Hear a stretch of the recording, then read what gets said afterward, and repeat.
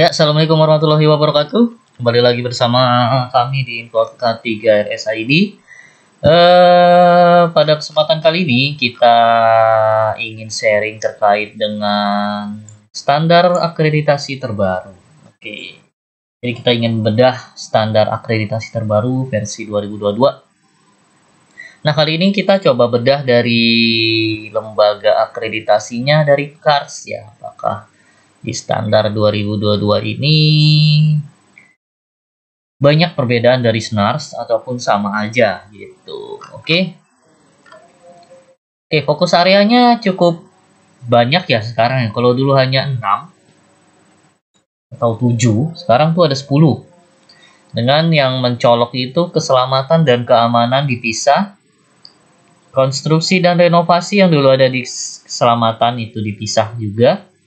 Lalu ada poin tentang kepemimpinan perencanaan dan pelatihan.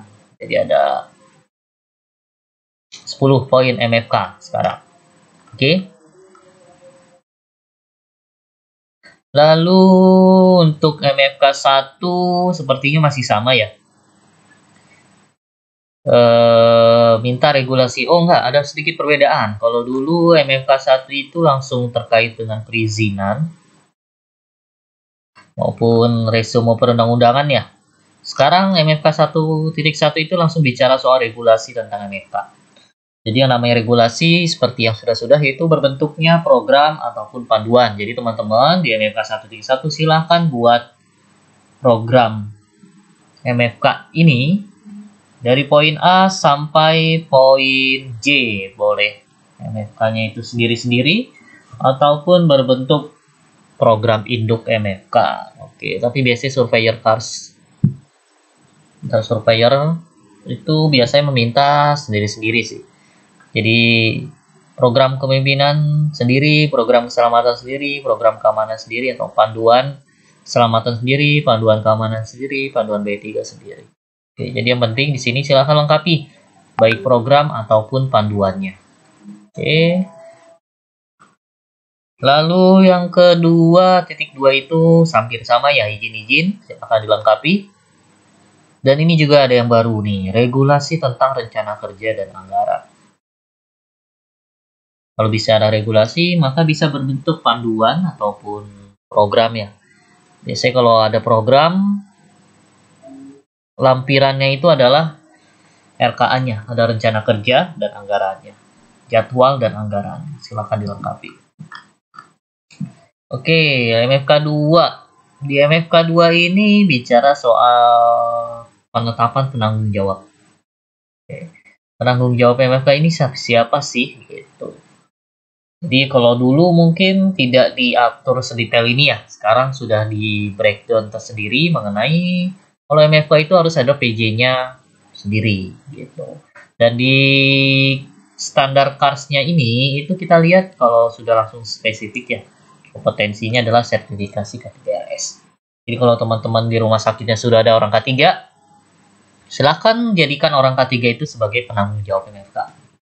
Karena memang MFK ini kan bukannya unit ya, melainkan suatu upaya kegiatan. Jadi memang harus ada yang bertanggung jawab terhadap upaya atau kegiatan ini. Lalu siapa yang paling pas orangnya? Ya sudah pasti itu adalah orang K3RS. Karena dalam tupoksinya sendiri ada poin-poin MFK di dalamnya gitu. Oke. Nah, sebagai penanggung jawab juga wajib dilakukan pengawasan ya. Pengawasan terhadap MFK, silakan buat checklistnya, checklist pengawasannya atau checklist audit MFK-nya lalu lampirkan di sini. Jadi hampir sama. Kalau dulu nih pengawasan ini ada di MFK 3, sekarang masuk ke MFK 2. Jadi satu poin aja. Jadi teman-teman gak perlu bingung. Kalau dulu kan banyak yang bingung soal MFK ini. MFK ini siapa sih? Siapa yang melaksanakan MFK? Kalau dengan adanya standar terbaru ini sudah jelas. Jadi MFK itu bukanlah unit. MFK itu adalah suatu upaya kegiatan manajemen risiko yang dilaksanakan oleh unit-unit di rumah sakit gitu.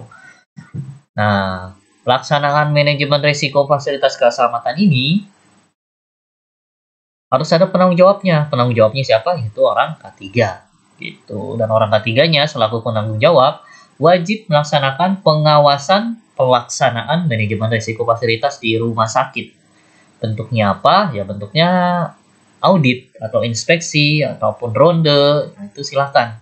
Yang penting silahkan lakukan itu dan dokumentasikan kegiatannya. Oke? Karena diminta nih di standar MFK 2.3 bukti pelaksanaannya seperti apa. Oke. Makanya kalau biasanya nih kalau sudah jelas seperti ini, teman-teman pasti akan menemukan yang diwawancara itu sudah bukan penanggung jawab MFK lagi. Pasti nanti sudah langsung spesifik di tim K3 atau komite K3 RS. Oke. Kita lihat ini masih sama ya. Tadi sudah dijelaskan perbedaannya dari 6 menjadi 10 karena ada perbedaan di keselamatan keamanan yang dulu digabung jadi dipisah, konstruksi renovasi yang dulu digabung keselamatan dipisah. Itu penambahannya seperti itu. Nah, ini pengawasannya. Jadi seorang K3 selaku penanggung jawab MFK lakukan pengawasan. Pengawasannya apa aja sih? Nah, ini silakan dibaca poin A sampai G. Jangan sampai teman-teman melakukan pengawasan tapi tidak sesuai dengan poin A sampai G, karena itu percuma. Makanya kalau ingin membuat checklist pengawasan, jangan lupakan poin A sampai G ada di dalam checklistnya. Oke. Lanjut, MFK 2. Ini bukti penerapan, biasanya bentuknya laporan ya. Oh, tidak. Ini bukti penerapan fasilitas MFK itu juga di tenan. Ini juga sama seperti sebelumnya. Jadi siapkan dokumentasinya. Kalau tenan ini wajib mematuhi penerapan program MFK. Kalau dari regulasi harusnya sih, kalau dulu tuh kita ada regulasi panduan kepatuhan tenan terhadap MFK. Kalau ini kayaknya nggak diminta ya. Kalau dilihat hanya poin D itu bukti pelaksanaan. Mungkin juga atau mungkin panduan kepatuhan tenan ini sudah masuk ke dalam pedoman MFK di atas. Oke, lanjut ke MFK 3 tentang keselamatan. Oke, keselamatan ini hampir sama kalau kita lihat. Tetap ada daftar risiko. Lalu ya masih sama ya daftar risiko. Nah, yang berbeda itu paling di sini ada kalimat integrasi. Namanya integrasi berarti baik program K3 maupun program MFK ada baiknya tidak berjalan sendiri-sendiri melainkan terintegrasi. Nah, ini dibuktikan dengan regulasi. Nah, silakan teman-teman buat panduan atau pedoman MFK ya, di mana di dalamnya itu ada kalimat berikut atau kalimat ini. Silakan dibuat aja. Lalu yang berbeda selanjutnya adalah nih, pemantauan risiko dilaporkan setiap 6 bulan. Kalau dulu tidak sedetail ini, jadi ada rumah sakit yang melaporkannya setiap sebulan, 3 bulan, setahun sekali. Nah, ini sudah jelas ya. Silahkan lakukan pemantauan risiko secara berkala dan dilaporkan setiap 6 bulan atau per semester. Oke, nah ini yang tadi saya bilang. Jadi tadi di atas kalau sudah jelas penanggung jawab MFK-nya siapa, sudah pasti ke bawah-bawahnya diwawancara pasti orang ini nih. Kalau dulu kan biasanya masih ambigu ya atau abu-abu, karena di sini biasanya di kolom wawancara ini yang disebutkan penanggung jawab MFK, penanggung jawab MFK. Karena sudah jelas, sudah langsung bicara soal K3. Jadi teman-teman gak perlu bingung lagi, khususnya orang K3 ya. Ini keamanan seperti masih sama karena terkait dengan identifikasi pengunjung, pemantauan keamanan fasilitas, CCTV, perlindungan pemantauan dengan CCTV, kekerasan kepada staf, terjadi kerusakan. Nah, ini mungkin ada yang baru sedikit ya, ini lebih detail. Jadi silakan teman-teman di rumah sakit buat SOP atau panduannya terkait kekerasan staf atau pengunjung atau pasien, juga terkait dengan gangguan keamanan seperti kehilangan, kerusakan atau pengerusakan. Nah, ini yang diwawancara jelas ya, komite K3 yang pertama. Oke, selanjutnya daftar risiko masih sama.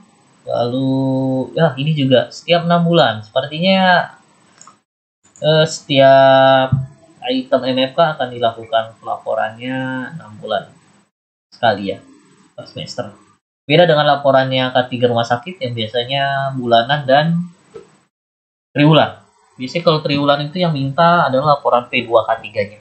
Kalau di Permenkes tuh laporan Ya, bulanan dan tahunan. Nah, ini berarti ada tambah satu laporan lagi, yaitu laporan pemantauan pelaksanaan MFK yang dilaporkan setiap semester sekali. Lanjut, MFK 5 terkait dengan B3. Oke, sepertinya masih sama. Inventarisasi, penanganan penyimpanan masih sama. Label, oke, masih sama, tidak ada yang berbeda ya. Kategori juga limbahnya masih sama. Maksudnya kategori B3 masih sama. Lalu daftar risiko masih sama, penanganan tumpahan masih sama. Di sini juga ada peragaan ya, jadi hampir sama seperti sebelumnya. Oke, 5.1 pengelolaan limbah B3 cair daripada sesuai dengan. Oke, ini ya sedikit yang berbeda. Kalau dulu mungkin tidak sedetail ini. Sekarang itu sudah ada item terkait dengan limbah B3 baik yang cair atau padat yang biasa disimpan atau diolah di TPS B3 ataupun di IPAL. Oke. Nah, biasa ini Kesling nih kaitannya. Wah, bener kan, penanggung jawab sanitasi rumah sakit. Oke, bagi yang punya insinerator, IPAL, TPS B3, jangan lupa urus izinnya. Atau bagi yang menggunakan jasa pihak ketiga juga pastikan izin operasional itu masih berlaku. Oke, ini juga ada standar ya, standar terkait TPS B3. Nah, ini hampir sama seperti undang-undangnya nih, sepertinya lantai kedap, lantai depan. Silahkan. Dengan adanya karakteristik seperti ini, teman-teman harus melengkapinya nih seperti standar ini, minimal 90% ini sama lah. Gitu. Makanya kalau ada TPS B3 yang masih reot atau tidak standar, ada baiknya segera lakukan renovasi atau pengajuan untuk dilakukan perbaikan. Lanjut ke proteksi kebakaran. Oke, ini MFK berapa nih? MFK 6. Apakah item berbeda? Seperti masih sama ya. Daftar risiko masih sama, penyimpanan penanganan masih sama, jalur keluar masih sama, KTR masih sama, pelatihan juga masih sama, pemeliharaan pemeriksaan masih sama. Oke, yang berbeda adalah di sini FSRA ya. Kalau dulu di standar SNARS itu diminta FSRA ada di dalam item penilaian. Kalau sekarang tidak disebutkan. Rumah sakit hanya melengkapi pengkajian risiko. Sebenarnya sih sama aja ya. Namun di sini tidak diwajibkan untuk bentuknya form FSRA. Karena memang kalau standar sebelumnya itu bikin multitafsir ya. Orang-orang menjadi banyak yang mencari gimana sih formatnya FSRA ini, formatnya form FSRA. Padahal ya kalau kita searching di Google ataupun di luar negeri, formatnya itu berbeda-beda gitu. Tidak ada format baku seperti HP atau HSI. Ya beda-beda aja gitu. Makanya dengan dihapuskannya FSRA sebenarnya teman-teman di rumah sakit nggak perlu bingung gitu. Yang penting kalau teman-teman sudah melakukan pengkajian risiko dengan form HIRA ataupun form manajemen risiko yang biasanya tuh identifikasi bahaya atau penilaian risiko yang biasa di rumah sakit, sebenarnya itu tidak masalah gitu. Yang penting di dalamnya itu sudah melakukan kajian terkait risiko kebakaran. Sesuai dengan poin A sampai I. Nih, poin A sampai I itu berarti dari atas ya tadi ya. Dari mulai kepemimpinan, perencanaan, hingga latihan ya kalau nggak salah. Oke, ini proteksi kebakaran masih sama. Jadi teman-teman ini akan dicek terkait dengan alat proteksi kebakaran aktif maupun pasifnya. Ini kompartementasi juga masih sama ya. Banyak yang bingung soal kompartemenisasi. Jadi kompartemen ini sistem sistem pencegah agar api itu tidak nyamber kemana-mana gitu. Jadi misal kayak di ruang ICU sudah disetting untuk dinding, plafon maupun pintu itu tahan dengan api minimal beberapa jam. Nah itu yang disebut dengan kompartemenisasi. Jadi kalau ada kebakaran di satu ruangan, yang kebakar ya di ruangan itu aja gitu, tidak melebar kemana-mana gitu. Oke, lanjut. KTR masih sama, pengkajian risiko ini juga masih sama, pelatihan juga masih sama. Silahkan lakukan pelatihan penanggulangan kebakaran ya. baik itu pelatihan APAR, hydran, ataupun simulasi kebakaran dilakukan setiap tahun. Jadi kalau perlu bingung, di sini sudah jelas setiap tahun, berarti minimal 1 tahun sekali. Oke, lanjut. Ini inventarisasi berkala, pemeriksaan berkala dicoba. Ini masih sama. Lanjut peralatan medis. Peralatan medis harusnya sih tidak ada bedanya ya. Karena yang kemarin sudah detail dan sudah pas. Bukti penerapan, oke. Tentang penanggung jawab pengalaman peralatan medis. Oh, ini yang sedikit berbeda tuh di sini. Kalau dulu langsung disebutkan secara detail kalau penanggung jawabnya peralatan medis ini harus ATEM. Kalau di sini sepertinya tidak ada ya. Tidak sedetail kemarin, atau coba kita cek dulu di sini MFK 7 ada nggak ya? Apakah masih sama seperti dulu atau memang sedikit berubah? Coba kita cek MFK 7. Oh enggak, sama. Jadi memang di MFK standar 2022 ini tidak bicara sedetail kalau penanggung jawab ini harus ATEM atau elektromedis. Tapi memang kalau kita bicara orang yang berkompeten atau yang cocok menjadi penanggung jawab yang kompeten itu ya pasti sudah elektromedis gitu, karena memang dari keilmuan, skill memang sudah diajarkan di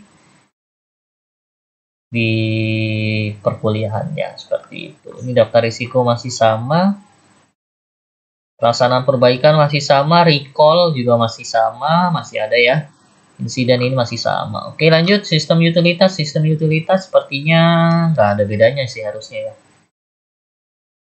Tersediaan air listrik 24 jam, lalu pengkajian risiko masih sama, inventarisasi, inspeksi, pengujian oke masih sama ya. Pelaksanaan pemeliharaan dan utilitas masih sama. Oke. Ini yang berbeda nih kayaknya nih.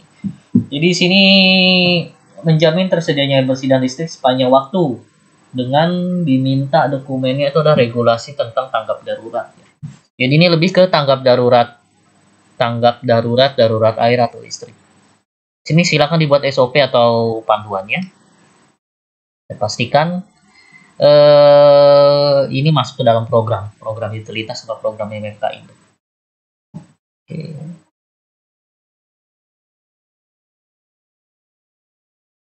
Oke, nah ini yang berbeda juga nih. Oh, sama. Jadi uji coba itu dilakukan setahun 2 kali atau setiap semester sekali. Oke, jam ini sama, masih sama.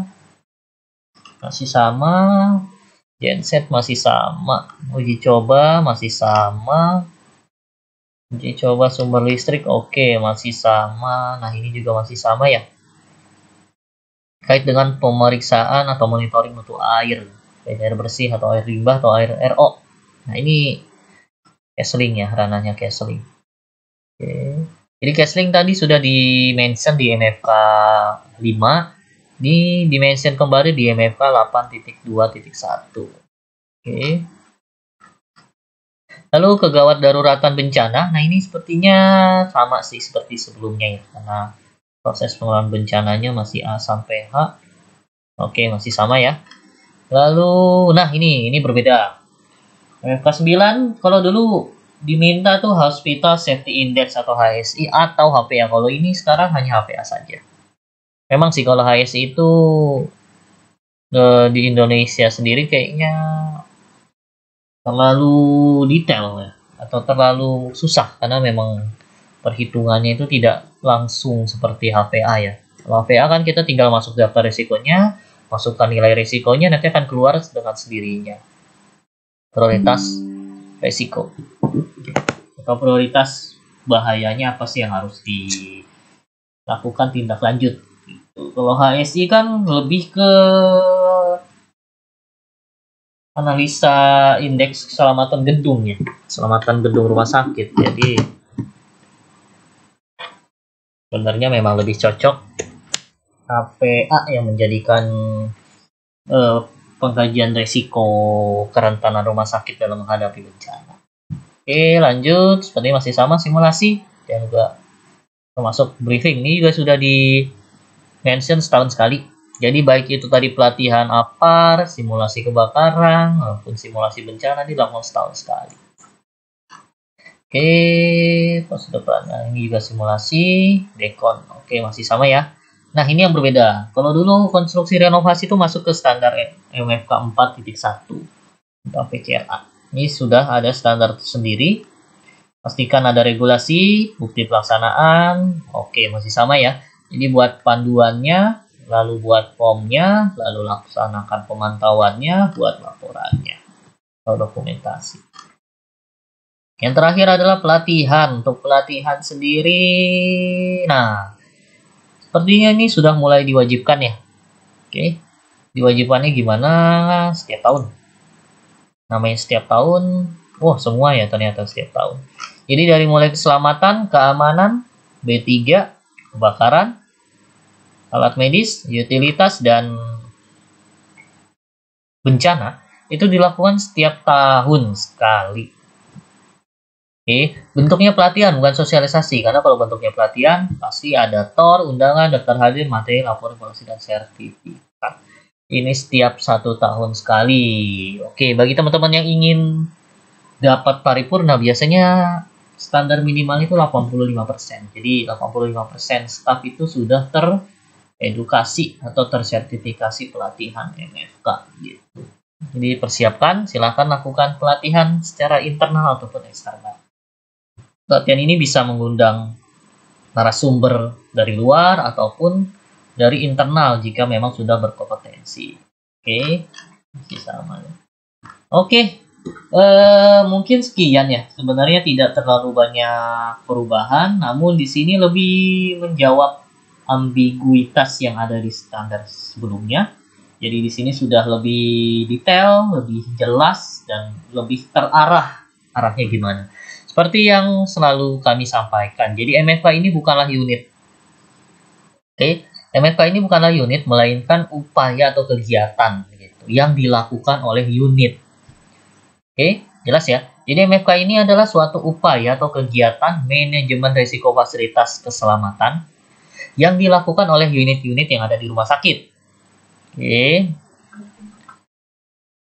Tuh, jelasnya seperti itu. Jadi bukanlah suatu unit MFK itu. Jadi lebih kepada upaya manajemen risiko. Karena ini upaya, maka wajib dilakukan pelaksanaan. Pelaksanaan oleh siapa? Silakan cek. Itemnya adalah sesuai dengan unitnya masing-masing. Contoh bicara soal keselamatan. Itu ada ranahnya K3, ada ranahnya umum, ada ranahnya PSRS. Itu silakan unit-unit tersebut melakukan implementasi keselamatan. Keamanan itu tentu kaitannya dengan Sarpras, ada terkait CCTV, pantauan ke security atau patroli security. Nah, itu adalah unit yang melaksanakan. Makanya unit-unit itu sebenarnya MFK ini tidak hanya miliknya K3 atau orang-orang umum atau Sarpras, melainkan juga seluruh unit. Jadi seluruh unit wajib melaksanakan MFK di unitnya masing-masing. Dan orang K3 tugasnya ngapain ya? Silakan lakukan pengawasan. Lebih pasnya itu adalah pengawasan, bukan yang mengimplementasi gitu. Jadi bukan dialah yang ngerjain, tapi unit-unit terkaitlah yang mengerjakan, K3 yang mengawasi. Lain halnya kalau bicara soal topoksinya K3, seperti dia yang membuat apa namanya, misal kayak membuat pelatihan, ya memang benar K3 lah yang membuat pelatihan. Cuma misal kayak tadi terkait dengan daftar risiko, silakan unit terkait buat daftar risiko masing-masing di unitnya masing-masing. Daftar risiko tersebut serahkan kepada K3 akan melakukan review, hasil reviewnya baru akan diserahkan kepada unit. Seperti juga dengan washer atau body washer. Nah, ini unitlah yang melakukan pengajuan gitu. K3 bentuknya adalah rekomendasi. Misal di farmasi, gudang farmasi itu banyak larutan-larutan B3 berbahaya. K3 akan melakukan rekomendasi adakan washer atau emergency body washer. Nah, unitlah yang melakukan pengajuan Kenapa unit? Karena unit berupaya untuk melakukan manajemen resiko, fasilitas, dan keselamatan di unitnya masing-masing. Oke. Oke, mungkin dari kami sekian. Terima kasih atas kesempatannya. Kalau ingin ada yang ditanyakan, silahkan tanya aja lewat kolom komentar atau ke nomor handphone info K3 RSID ya. Silahkan chat aja di sana. Sampai ketemu di kesempatan selanjutnya. Terima kasih. Assalamualaikum warahmatullahi wabarakatuh.